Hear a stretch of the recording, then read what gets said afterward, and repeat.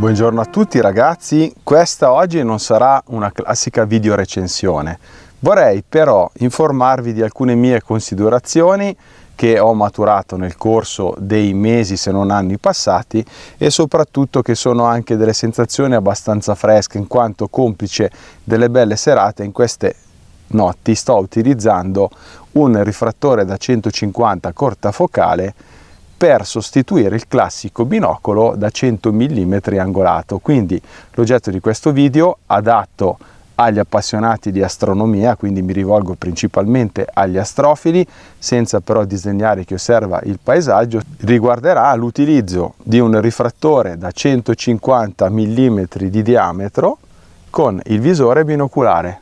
Direi di far partire immediatamente la sigla e ci vediamo tra pochissimo.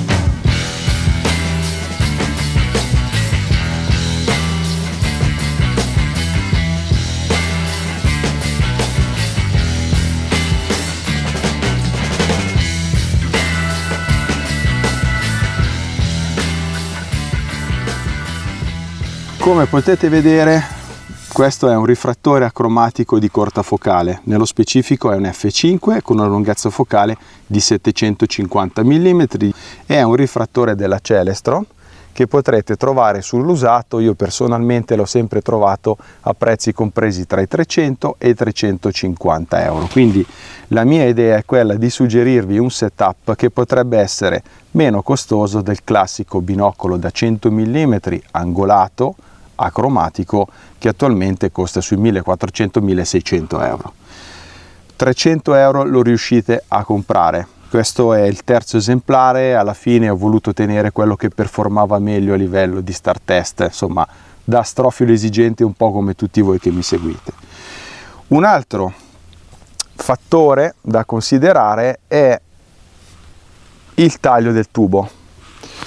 Il tubo è stato tagliato per consentirvi di utilizzare il rifrattore con i visori binoculari senza l'utilizzo del classico, ad esempio, glass pat, quindi il correttore ottico della Baader. Dico Baader perché io sto utilizzando un Max Bright e anche in questo caso questo visore binoculare, essendo ormai giunta la seconda versione, si riesce a trovare a prezzi veramente ottimali. A volte l'ho visto anche nell'usato 120 euro, quindi stiamo parlando di 300 euro più 120. Discorso prisma. Da astrofilo possiedo vari prismi. Ho preferito l'attacco con il prisma Baader per il semplice fatto che lo reputo più sicuro nell'aggancio rispetto ad altre soluzioni. Sarebbe preferibile però, qualora voleste osservare un poco anche il paesaggio, e dopo ne parleremo, di utilizzare un prisma raddrizzatore da almeno 2 pollici per riuscire quantomeno a raccogliere la luce fornita da questo strumento. Questo è un prisma abbastanza costoso, ci sono prismi diagonali a prezzi inferiori, comunque nel mercato dell'usato anche qui un buon prisma potete trovarlo sui 120-130 euro, quindi siamo arrivati a circa 550 euro contro i 1600 del binocolo.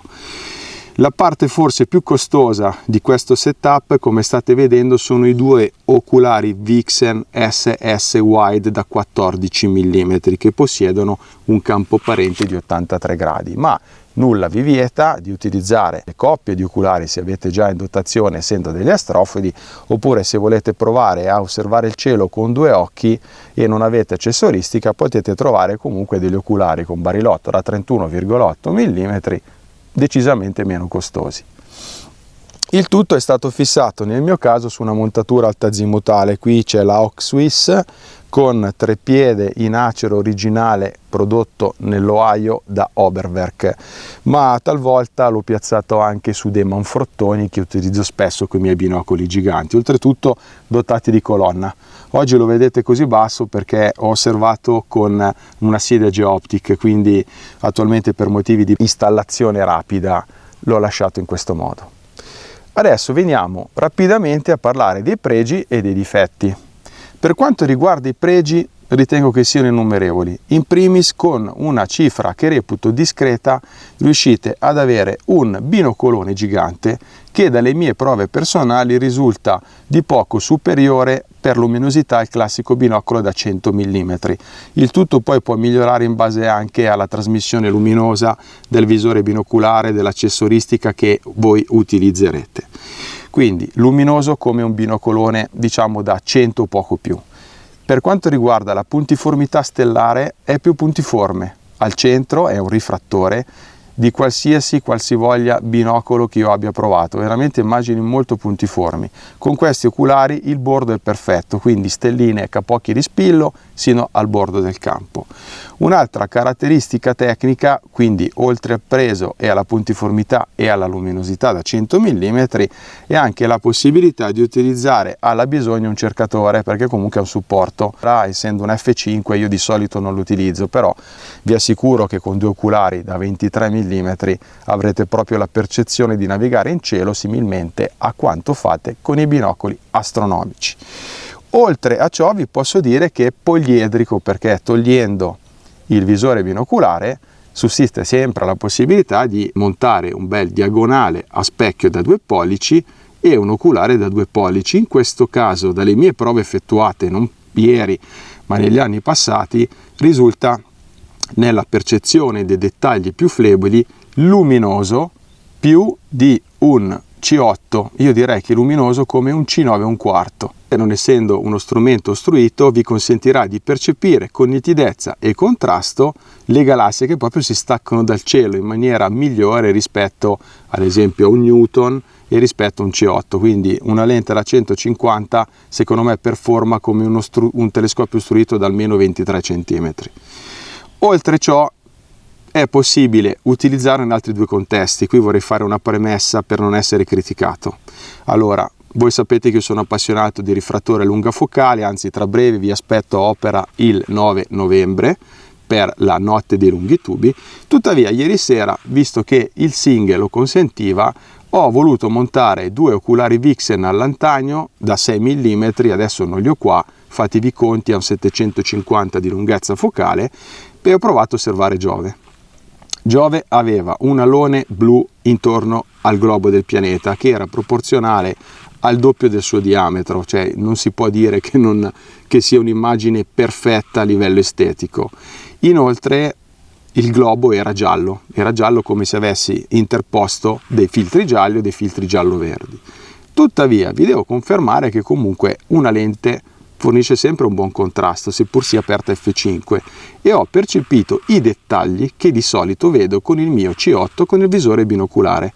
La differenza fondamentale a livello estetica era, oltre alla presenza di aberrazione cromatica, la maggior tranquillità dei dettagli, nel senso che i dettagli c'erano e rimanevano, mentre nel C8 l'immagine era sempre un poco vibrante, dovuta sia agli effetti della turbolenza atmosferica e della turbolenza focale, ossia quando l'aria calda all'interno del tubo cerca di uscire all'esterno e quindi genera quella percezione che io chiamo sempre effetto asfalto caldo d'estate.